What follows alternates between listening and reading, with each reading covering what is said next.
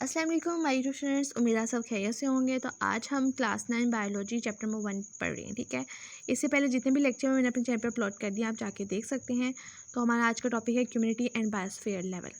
Lecture start करने से पहले हम रब्बी ज़िदनी इल्मा पढ़ लेते ताकि हमारे इल्म में इजाफा हो। बिस्मिल्लाहिर्रहमानिर्रहीम। रब्बी ज़िदनी इल्मा, रब्बी ज़िदनी इल्मा एंड रब्बी ज़िदनी इल्मा।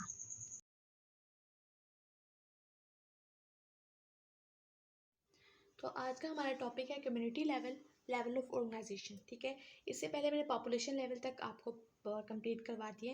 अगर आपने वो मेरे लेक्चर नहीं लिए तो आप जाके ले सकते हैं। तो मैंने आपको बताया था जब भी हम नेक्स्ट लेवल को डिस्कस करेंगे तो इसके लिए हमें पिछले लेवल का पता होना चाहिए। तो कम्युनिटी लेवल से हमने पिछला लेवल कौन सा पढ़ा था? Population level. तो यहाँ पे हम कम्युनिटी में पॉपुलेशन लेवल को डिस्कस करेंगे।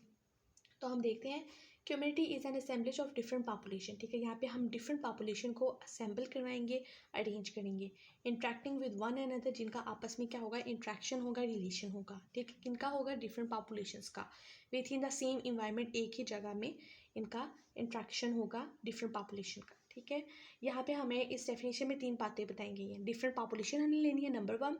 नंबर 2, इंट्रैक्ट होगा इन दोनों का, इन डिफरेंट पॉपुलेशन का आपस में, और एक ही इन्वायरमेंट होगा। ठीक है, इन डिफरेंट पॉपुलेशन का इन्वायरमेंट क्या होगा? यानी कि इन्वायरमेंट मीन्स हैबिटेट, रहने वाली जगह इनकी क्या होगी?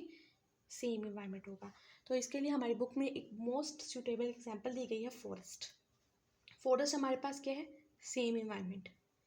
इट इंक्लूड डिफरेंट पॉपुलेशन, यहाँ पे हमारे पास डिफरेंट पॉपुलेशन दी गई हैं जो एक ही इन्वायरमेंट में रह रही हैं। कौन सी पॉपुलेशन है? Plant, micro organism, fungi, animal species, इसी तरह और भी। ठीक है, एल्जेक्ट्रा वगैरह।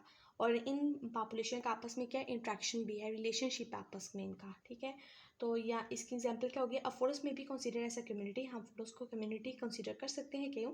इट इंक्लूड डिफरेंट पॉपुलेशन, इसमें डिफरेंट पॉपुलेशन होती है। कौन कौन सी? Plant, micro organism, fungi and animal species.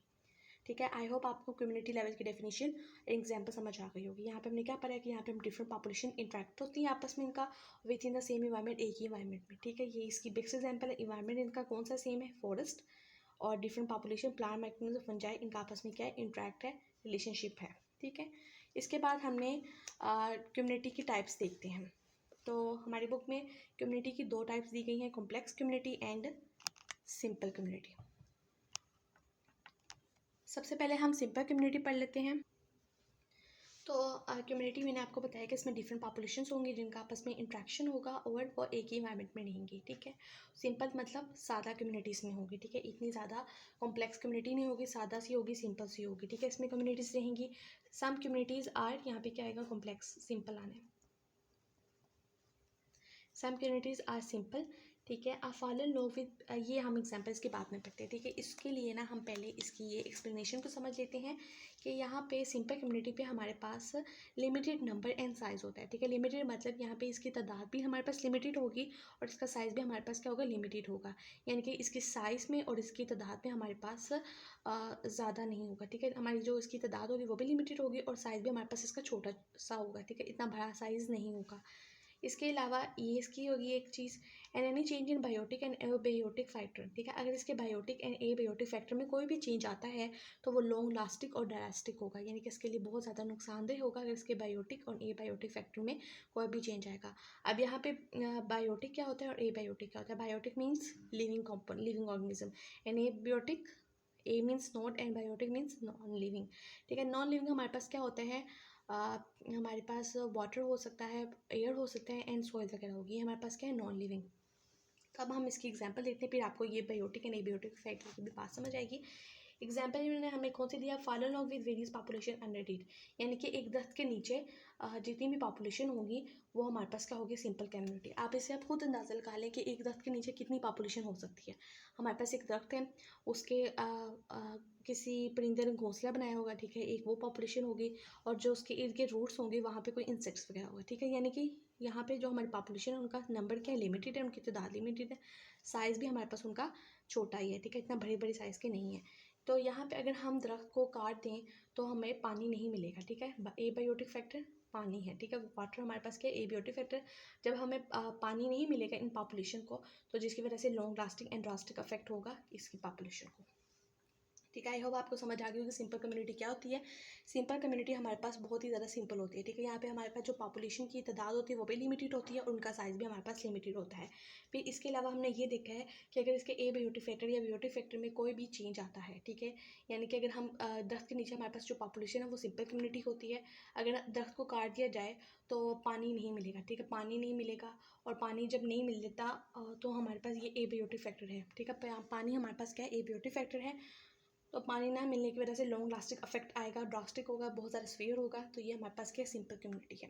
इसके बाद हम देखते हैं कॉम्प्लेक्स कम्युनिटी क्या होती है। कॉम्प्लेक्स कम्युनिटी हमारे पास forest and pond community. Forest अगर हम देखें तो इसमें बहुत ज़्यादा पॉपुलेशन पाई जाती है। ठीक है, यानी कि हमने यहाँ पे देखा था। और पॉन्ड कम्युनिटी यानी कि दरियाओं झीलों में भी एक्वेटिक लाइफ भी, पानी के अंदर आबी मखलूक भी बहुत ज़्यादा होती है। ठीक है,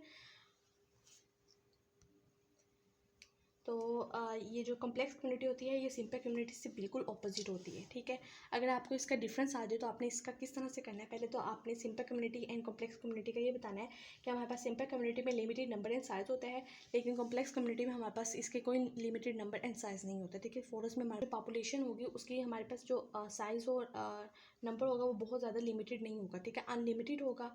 इसके अलावा आपने ये भी बताना है कि ब्यूटी के नहीं ब्यूटी फैक्टर के चेंज आने से कॉम्प्लेक्स कम्युनिटी को कोई भी अफेक्ट नहीं पड़ेगा। ठीक है, ये दोनों बातें आपने इधर भी लिखनी है। आई होप आपको समझ आ गया होगा। इसके बाद हम देखते हैं बायोस्फीयर लेवल, अपना लास्ट लेवल। अगर पेपर में आ जाए तो आपने एज इट इज इसी तरह लिखना है, इंशाल्लाह ताला आपके मार्क्स नहीं कटेंगे। तो बायोस्फीयर लेवल हमारे पास क्या होता है, bio means life and sphere means हमारे पास एक सर्कल्स टाइप होता है। यहाँ पे हमारे पास जो सफ़ेयर यानी कि जो सर्कल लिया है वो किसको मुराद लिया गया है, अर्थ को लिया गया है। तो बायोस्फीयर लेवल का मतलब क्या होगा, the part of the earth, ज़मीन का वो हिस्सा इनहेबिटेड बाय ऑर्गेनिज्म, जहाँ पे जानदार, इनहेबिट मतलब रहते हैं, कम्युनिटीज़ कम्युनिटी बनाकर। अभी हमने कम्युनिटी की एग्जाम्पल वो डेफिनेशन पढ़ी है, तो आपको आई होप पता होगा कि कम्युनिटी क्या होता है। तो इसको हम क्या कहेंगे, बायोस्फीयर, यानी कि ज़मीन का वो हिस्सा जहाँ पे जानदार रहते होंगे, इसको कम्युनिटीज़ बना के इसको हम कहेंगे बायोस्फीयर।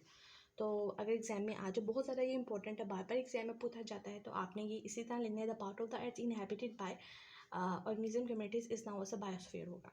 इसके अलावा आपने थोड़ी सी इसकी एक्सप्लेनेशन भी दे देनी है। इट कॉन्स्टिट्यूट्स ऑल इकोसिस्टम, इसमें हमारे पास सारे इकोसिस्टम हो गए। इकोसिस्टम आप लोगों के लिए एक नया लफ्ज़ है। ठीक है, तो इकोसिस्टम हमारे पास क्या होता है, यहाँ पे हम लिविंग ऑर्गेनिज्म का इंट्रैक्शन करवाते हैं नॉन लिविंग कंपोनेंट्स का।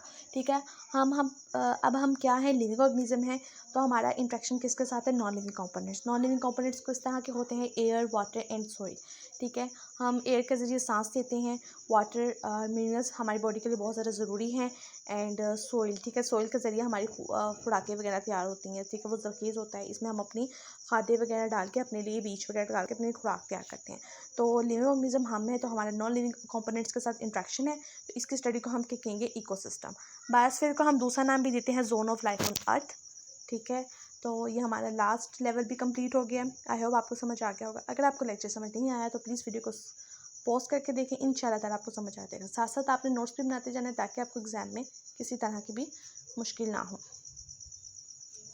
और आपको मेरी वीडियो अच्छी लगी है तो लाइक करें, शेयर करें, सब्सक्राइब करें। ठीक है, अपना ढेर सारा ख्याल रखिएगा। अल्लाह हाफिज़।